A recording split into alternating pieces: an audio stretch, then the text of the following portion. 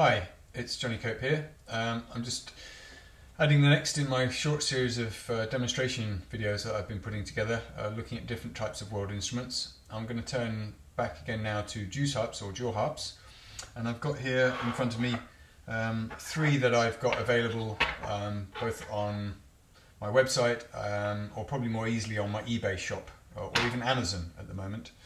And these come from Nepal.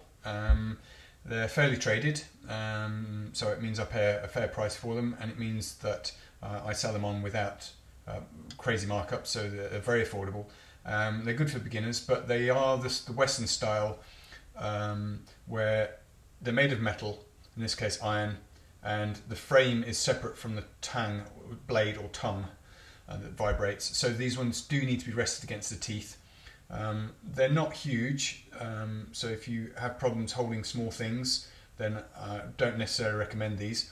What I'm doing is I'm putting my thumb behind here and then taking two fingers, and this tang extension here helps, and I'm holding them like that with my left hand. It's my preferred way. Left or right-handed, it shouldn't really matter. And I'm resting the last sort of half inch, last centimetre or so of the end on the middle of my front teeth, like that. So get comfortable with that. Some people just don't like putting metal against the teeth, in which case go and have a look at the videos I've got about damoy and other lip played instruments. But for these ones it's really important that they be firmly against the teeth. And then part the teeth, so when you flick this reed, it's going to vibrate in and out. So it's got to be able to pass between your teeth without hitting them, so be careful. So what I recommend is getting it seated in the right place, and a mirror helps so you can see yourself. Gently get the tang and push it in, like that, and until it's not catching on your teeth. And find that position, and then gently pluck it inwards. And with your lips not pressing but gently against here, so it's all closed, your mouth's all closed apart from one hole, in my case out here. That lets the sound out. So you should get something like this.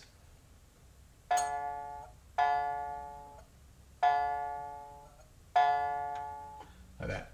Now, moving the tongue, we can start to modulate the sound. So you can.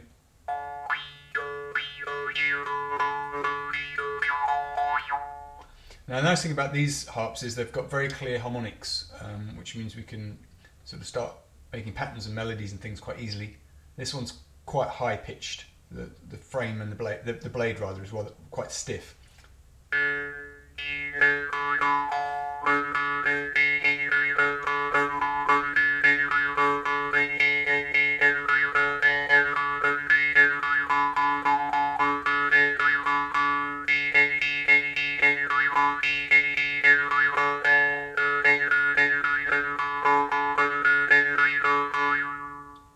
Quite nice.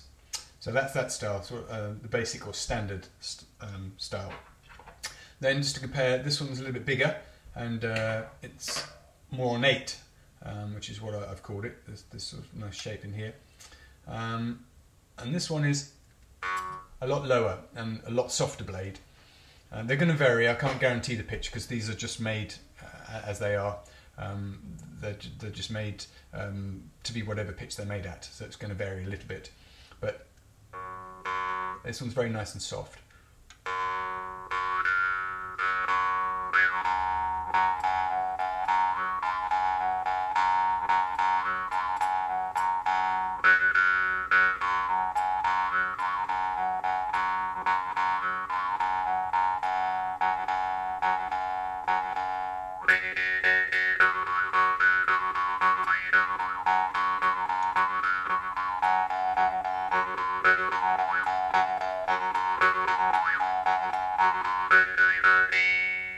And there I'm just using some breath to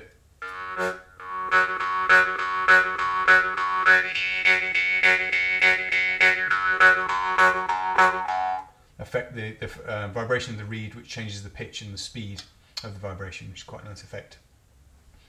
I can also as well gently pull the reed a little bit so it's permanently away from the frame, and that allows me to do this technique, a drawing in technique, where you suck a lot of air very fast through the reed. It's not an easy technique, but very satisfying.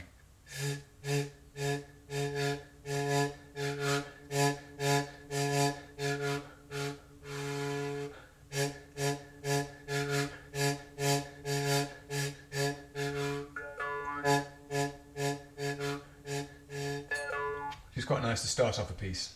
So another little technique there. And then finally, in this set of 3 that I've got with me, this also made in Nepal, but with a brass frame on here, quite golden looking colour, which will change as it gets older, but very, very pretty, very nice. Quite soft on the teeth, quite a bit softer than the iron, if that's a consideration for you. Very soft.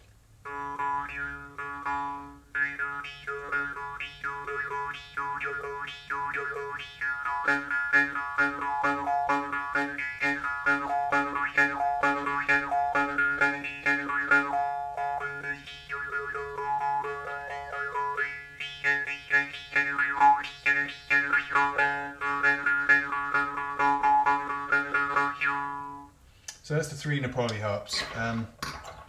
If you'd like to give those a try, go on over to any of my various shops and you'll find they're quite reasonably priced. Happy to send some out to you. Thanks for watching, and hope you watch my other videos as I put more of them on. Cheers now.